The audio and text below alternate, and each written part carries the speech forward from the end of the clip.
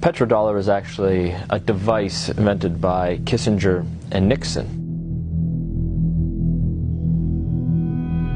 The standard of living of all Americans can be traced back to here, the vast oil-rich deserts of Saudi Arabia. In the early 70s, after the Arab crisis happened with the oil embargoes, OPEC basically tripled the price of oil to the Western world. And at that time, America realized that they were vulnerable because they were importing about 70% of all the oil they consumed.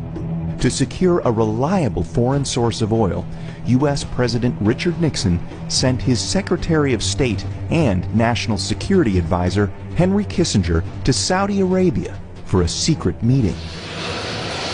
The result was a pact that still stands to this day.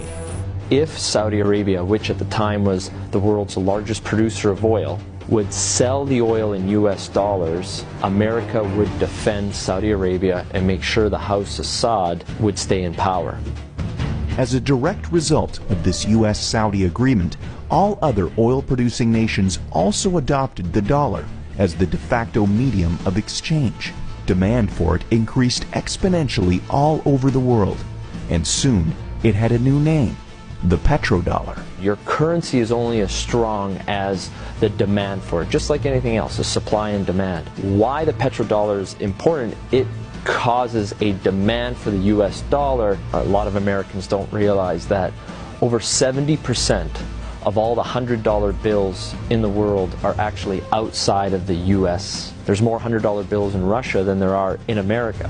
This stockpile of US dollars in countries around the world is because oil is bought and sold using the greenback. If oil starts trading in non-petrodollars, such as gold or a basket of currencies, or if China and Russia start trading in yuan and ruble rather than US dollars, that demand isn't there. And the way of life for the average American will be done.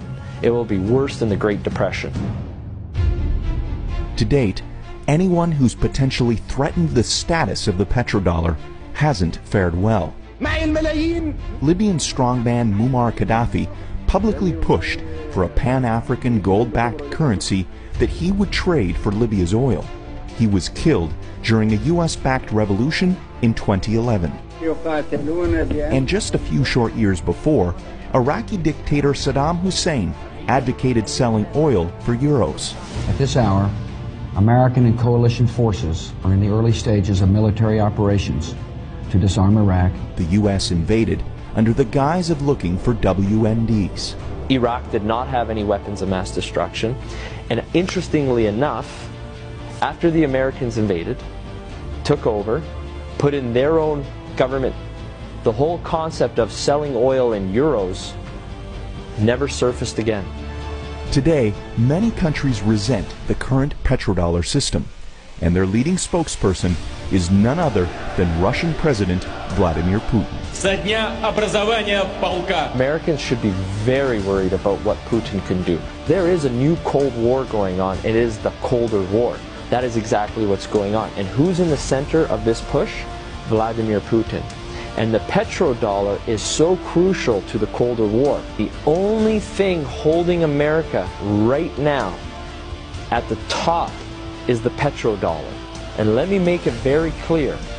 If the petrodollar dies, so does America as a superpower.